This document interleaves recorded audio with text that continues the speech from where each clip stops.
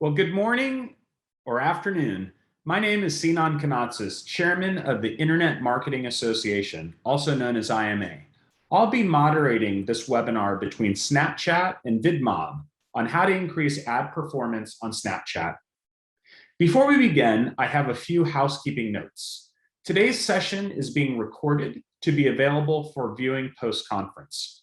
If you have any questions for our facilitators, please submit them via imanetwork.org/questions. Our speakers will review and provide answers to all submitted questions in a follow-up email to be sent by Friday, July 22nd. If you have any technical questions, please reach out directly to me or our operator, JP Vergara, at jp@imanetwork.org or via the chat function. I'd also like to take the time to turn your attention to our Impact 22 conference, sponsored in part by VidMob. Be part of our 3-day Park City experience happening at the 5-star Montage Resort. We'll be sharing the best thought leadership in digital, along with networking among the best senior executives in our network. The dates of our event are October 7th through 9th, and you can find out more at www.impact22.live. Our event will feature over 100 sponsors in person and be broadcast to over 100,000 professionals tuning in. Also today, we'll be giving away a brand new pair of Ray-Ban Frank sunglasses to one lucky winner. We'll be in touch with that winner via email by Friday. Now it's officially time to turn our attention to our epic webinar. Let's welcome our distinguished presenters, Jamie Bradley, Head of Creative Enablement at VidMob, and Greg Schneider, Creative Strategy Lead at Snap. Before we begin, would you both like to talk a little bit about who you are and what you do? Jamie, let's begin with you. Awesome. Thanks, Sinan. Hi, everybody. So my name is Jamie, and I'm the head of Creative Enablement here at VidMob. So I've been with VidMob for over 4 years. I'm based in New York, Brooklyn, more specifically. So at VidMob, I'm overseeing the development of all of our intelligent creative services. So that includes data-informed social digital video and stills, but also along with more innovative capabilities like user-generated content and augmented reality. And those are some things that we work very closely with Snap on too. So I'm excited to be here with you, Greg. Awesome. And Greg, why don't you give a little background of yourself? Hey all, I'm Greg Schneider, Creative Strategy Lead at Snap. My team works with brands and ad agencies to pitch new creative ideas and strategies, as well as recommend creative best practices for optimizing campaigns at Snapchat. Today, I'm going to introduce Snapchat as a platform, how we think about video, and it'll be available to answer any questions from the audience via email. Awesome. Thank you, Greg.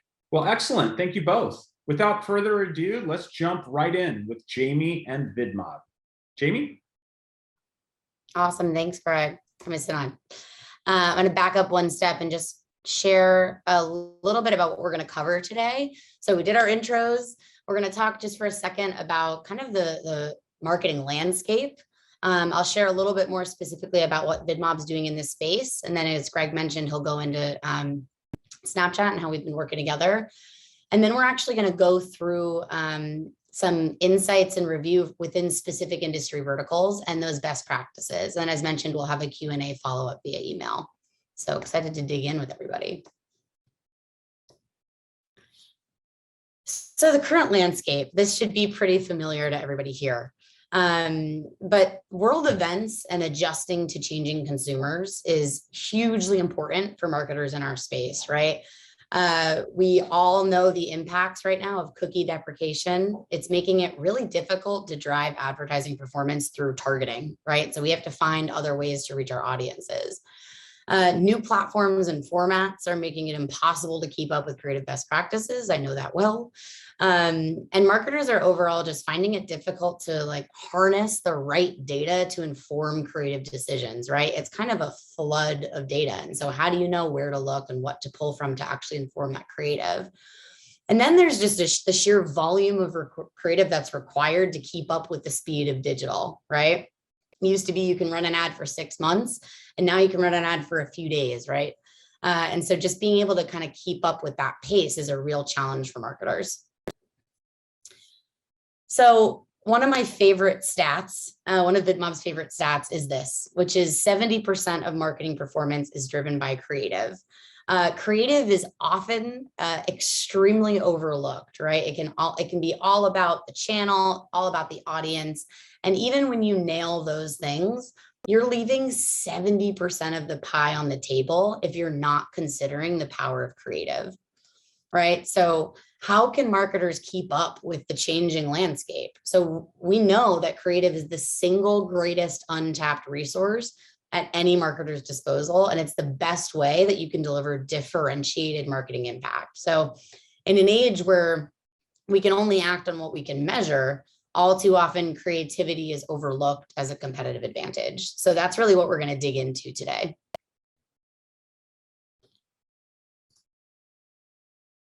So that's really where intelligent creative comes in. So for those of you who are unfamiliar with VidMob's proprietary technology, every element in an ad is actually tagged, right? So we can identify the talent, we can identify every single object, every color, right? So we're really pulling back the curtain on a piece of creative and saying what every single element that actually makes up that creative, what makes it a strong piece of creative, right? So then we take all of those elements that are tagged and we cross-reference that with the performance data that we know and love and cherish, right? And so that allows us to create this story around when do viewers drop off, right? When are people clicking? When are they downloading, right? When are they buying? And so it's not just about the audience and the channel, but it's about what element in the creative is making them stay, right? What's making your ad sticky creatively? So now we can pull out these meaningful themes and powerful insights that enable our creators and our network to make ads that perform measurably better. So it's out of this collision, right, of creative data and performance data that we can start to observe statistically relevant equations of cause and consequence. We start to see that when a boy enters the scene, the 3-second view through increases 44%. Right? Or we see that when there's a call to action, the CTR goes up 34% and so on, right? It's kind of infinite. So you can start to surface the elements that are driving performance where it matters. And so these are some of the insights that you can glean, right? And this is just a smattering, but they are truly, it's infinite of what you could uncover, right? So things that you can explore. Does a bottle or a can resonate best with the audience? Does featuring a mother versus a family perform better, right? What setting works best? Is it day, night, sunset, indoor, outdoor? I mean, the possibilities are infinite, right? And so these are all of the elements that exist in our creative. And then when we start to test these theories and ask these creative hypotheses, we start to glean some really powerful performance metrics as a result of these tests, right? So you might see a huge increase in engagement or ROAS or completion rate or 3-second view, right? All of this performance data is linked to the changes that we're actually making to the creative itself, which is super powerful. And so intelligent creative is data-informed creative that performs measurably better, right? And so this is where we can start to define your brand best practices. What is your creative narrative that leads to better or worse performance? And so Sinan, I'll throw it back to you to pass it over to Greg. Great. Well, thank you for that excellent presentation. If you have any questions for Jamie, please submit them by visiting imanetwork.org/questions or in the chat. Jamie will provide answers to all submitted questions in our Friday follow-up email. At this time, we'd like to turn the webinar over to Greg Schneider, Creative Strategy Lead at Snap. Greg? Thanks, Sinan. For anyone that was on Snapchat in the early days, this is a look back at the original app. It was simple. You can send a snap and receive a snap. A decade later, though the Snapchat product has evolved dramatically, one thing has always remained the same. Snapchat is different than traditional social media platforms. As Snap's co-founder, Evan Spiegel, said all the way back in 2012, Snapchat isn't about capturing the traditional Kodak moment. It's about communicating with a full range of human emotion, not just what appears to be pretty or perfect. And that's why Snapchat has always opened directly to the camera. It puts people immediately into creation and communication mode versus traditional social media platforms that open to a feed and enters people into consumption mode. And this is one of the main reasons why Snap has seen such amazing growth. We offer a space for self-expression, inspiration, creativity, and learning, everything that matters to the Snapchat generation. And people continue to join the platform from all over the world, now totaling over 332 million daily active users. And if we look at monthly active users, the audience is even larger, reaching over 600 million people from around the world. And we even now reach more than 75% of 13 to 34-year-olds in over 20 countries, a demographic that is hard to reach, yet is so important to so many advertisers. And from day one, we anticipated and believed in the importance of full-screen vertical video made for mobile. This isn't just a trend, but instead, it's changed the way people can share their stories and evolve the way a brand can tell theirs. And I think it's important for brands to understand Snap's history and evolution of video storytelling. We invented the stories format back in 2013, which is now universal across many other platforms. Next, we began creating stories and content around major cultural moments. We call them community stories, or as you may remember them by their original name, Our Stories. Over the next few years, we launched publisher shows with world-class media partners, then Snap Originals, original programming created for Snapchatters by Snapchat, and creator shows starring celebrities and influencers. And most recently, we launched Spotlight, a new way for our community to find the most entertaining snaps in one place. And while the digital and mobile ad landscape continues to change seemingly every day, this isn't the first time in history that this was the case. For any ad history nerds joining us today, this visual may look familiar. It's the first ever TV ad that went live on July 1st, 1941, before a baseball game between the Brooklyn Dodgers and Philadelphia Phillies. While I kept the sound off for the purpose of this presentation, the ad was simply a 15-second radio spot that was played alongside this image. And while Bulova Watches deserves a shout out for being a first mover, there's no creative consideration for this new medium, no video production, no storytelling, and no comedic beats that are so familiar to the TV ads we know today. And I bring this up because advertising on Snapchat is no different. It's a new, modern type of advertising that requires its own creative considerations and best practices. But the good news is that we have these creative insights to share, and it's easy to apply to your brand's creative. And the VidMob team is going to showcase it all to you in just a moment. And while there are many ways to advertise on Snapchat, today we're going to focus on Snap Ads. And you should think of Snap Ads as full screen, sound on, and customizable for your objectives. Awesome. Thanks, Greg. I loved your call out to how important it is for creativity to ring king on Snap, right? Because that's what users, like, you open to the camera, users need to be inventive, users need to be creative.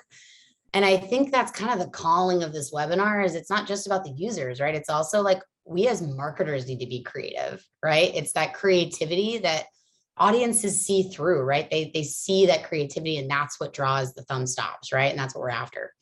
So that's what we're going to dig into now, right? This is all great in theory, right? Hopefully by now you're starting to understand the importance of creative and the impact of that on performance. You're starting to see how Snap has been an innovative leader creatively in this space. But how do you start, right? How do you know where to start if you want to, develop really strong, intelligent creative for Snap? And so that's what we're going to help you guys figure out. And so what we did is we analyzed ads across 3 verticals. So entertainment, financial services, and CPG, that all appeared on Snapchat within a period of 2.5 years. And so with our Creative Analytics, which is proprietary AI-powered technology, we analyzed every single visual element that made up the creative to actually help you, the marketer, determine creative strategies, right? And so this research really quantifies how Snapchat consumers respond to different visual cues. So it's a really great place for you guys to get started. So what did we learn? So let's start with entertainment. So again, we analyzed over 2.5 years. And so we analyzed over 4,000 ad campaigns over 7,500 video ads and 11 billion impressions. So needless to say, we have some really strong data to back up these insights. And we really wanted to pluck out kind of our top 3 of what we felt like would be a really strong place for you guys to start. And the first is be direct with your consumer, right? So regarding branding, this means feature your brand at the very beginning of a video within the first 2 seconds. So those that did actually had a 35% higher swipe rate compared to brands that introduced their branding after the 2-second mark. That's really significant, right? And we've I think in social video, we've talked about, like lead with branding in the first 3 to 5 seconds. This really takes that to the next level, especially on Snap and like catching that attention quickly, right? So first 2 seconds, get that branding in there. And then there's the call to action, right? So in a more traditional video, I'm sure in that awesome spot, Greg, I've never seen the first ad ever created. That was awesome. But in the infancy of video, right, it was very much like tease the audience and then boom, call to action at the end. We're flipping that on its head, right? We need to see that call to action in the first 2 seconds. And when we do that, we see a 71% higher swipe rate on those ads, right? And with Snap ads, consumers have the option to skip, right, in the very first second. So you really got to catch an attention and be clear on what you want that action for your user to take in the first 2 seconds. The second is make it pop. So this means that for entertainment, it's all about visuals. On a platform like Snap, especially, which is founded on visual communication, this rings especially true with ads containing heavier text. You generally see greater drop off, right? So try and use text more sparingly. So when messages are communicated visually, brand messages resonate stronger with that audience. And that doesn't include logos. You can absolutely and should include the logo up front, but other supporting copy, try and be really thoughtful about the word choice, right? And really make sure that you're choosing strong visuals to lead with. And the third one for entertainment is be short, be sweet, and be actionable. So this is all about ad length, which I think you heard me kind of repeating over and over, especially for Snap. So generally speaking, short ads work better, right? They work best to drive engagement. For entertainment brands on Snapchat, Snap ads less than 10 seconds long had a 40% higher swipe rate than video that was between 10 and 30 seconds. So short and sweet is your friend. And again, that can be challenging, right? Like we have a lot to say, right? We have amazing products and services. We want to sell them effectively. And so it's a creative challenge. How do we condense that messaging without losing the meat of what we're trying to say to our audience, right? So these are kind of the fun creative challenges that we now get to solve with these insights. All right, financial services. So again, did a whole analysis over 2.5 years. We analyzed over 500 ad campaigns, just under 3,000 video ads, and 10 billion impressions. And where did we land with that? So again, to get you guys started, one of the first key insights that we gleaned from the data we collected is that star power is powerful. And that might sound obvious, but it's actually not. It totally depends on the vertical and the channel. Sometimes star power can actually work against you. So this was a really interesting insight specifically for financial services. So we define celebrity status. It's actually determined by a proprietary algorithm that analyzes IMDb listings and an actor's popularity. So we see when FinServ utilizes their celebrity endorsements, there's a 39% increase in view through rate. So it's very clear that that has a super positive effect on engagement. So use those endorsements. Make it pop, right? So lead image should stand out. Use bold colors and lighting to differentiate your lead image from the background, right? And again, be really purposeful with the text. So when text takes up less than 5% of the screen, we actually see an increase 19 times over. So that specifically for financial services, I would imagine that to be a challenge, right? It can often include complex products and complex narratives of how to use products, right? So this is a really good opportunity to partner with a creative team and to start experimenting with how can we get the full value of our service across without flooding that screen with text, right? How do we lean into visual storytelling? And then the third is really capture attention. So what does this mean? This means that we want to be opening an ad on one key scene, right? So for those first 3 seconds, don't jump around and cut to different perspectives, stick with one scene. So it's better to give users a sustained image because it lets them orient themselves and understand what they're taking in. So when Creative maintained one scene for the first 3 seconds, there was a 17% increase in view through. And that tells us that a quick change in perspective right at the beginning of an ad can sometimes be jarring to people, right? So creating consistency in what they're seeing and giving them time to take that in before jumping to the next perspective. Awesome. And then the third vertical that we dove into was CPG. So again, over 2.5 years, we analyzed just under 4,000 ad campaigns, 86 ad accounts, and 28 billion impressions. It's quite a few impressions. And so what did we glean from that? The first is hit them early and hit them hard, right? So once again, getting that really early upfront branding in the first 2 seconds, it's actually proven to make consumers watch longer, right? So we're not in the game of tricking a consumer to thinking they're not watching an ad. That trust and that credibility and transparency is really what your audience is looking for. So knowing that it's branded, knowing the brand that they're engaging with helps them to sit back, relax, and kind of enjoy the show. The second is the great outdoors. So ads that showcase the outdoors increase both view time and swipe rate. So I think this might be an interesting creative challenge for certain CPG brands, right? Some products or services may traditionally lend themselves to a more indoor setting. So if this is a new space, this could be a really great opportunity to test and learn different creative approaches. So maybe try out different products or different messaging in the outdoor environment, right? And then you can learn even more specifically what works for your brand. And then the third is say it loud, right? And I think Greg could probably echo this as well. Like sound is no longer a nice to have. It is a must have, right? So we say videos that utilize the power of sound increase view time 3.5 times over, right?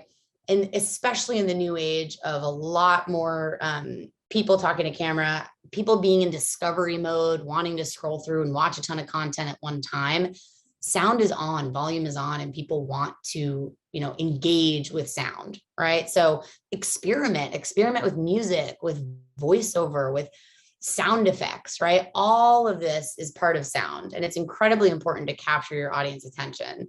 And it can also build brand loyalty in this kind of positive sentiment that outlives that 10-second piece of creative, right? Phew, it's a lot of learnings.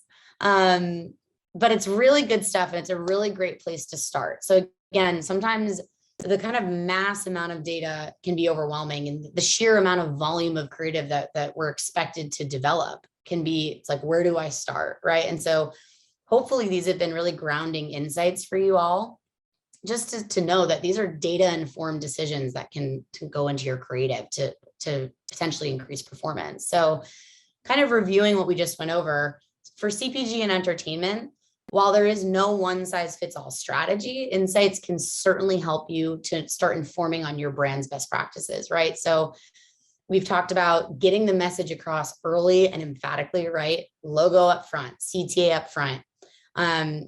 Don't try and slip the branding in, right? Make it really clear at the beginning and end of the ad who you are and what you represent. When you display your brand name, make it stand out, right? Use high amounts of contrast. Really think about how the visuals are playing to your audience, not just the text. And never hide the call to action, right? Gone are the days of the 60-second ads where we can tease, boom, call to action. We got to get that stuff up front in the first 2 seconds. And then with financial services, and truly with all of these industries, or if your industry wasn't covered here today, I encourage you to start finding ways to test these creative hypotheses, right? Because while this is a great place to start, it's not one size fits all. And as you start to test and learn, you may find certain things work for your brand that maybe, work differently for others. So ask yourself the question, will a big, bold banner of text cause users to stop their thumbs? Or should text maybe be more subtle?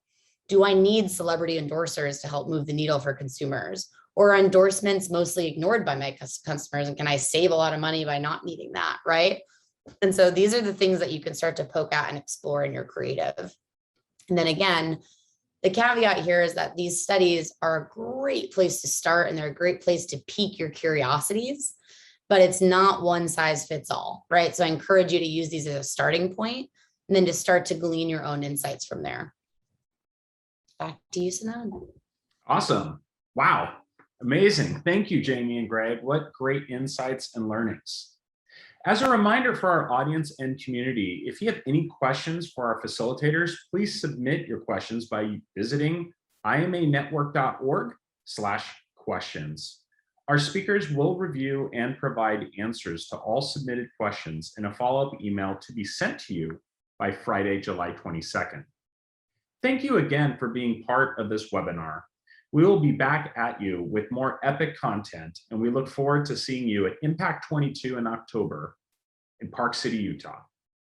On behalf of VidMob, Snap, and the Internet Marketing Association, we wish you a great rest of your day. Thank you.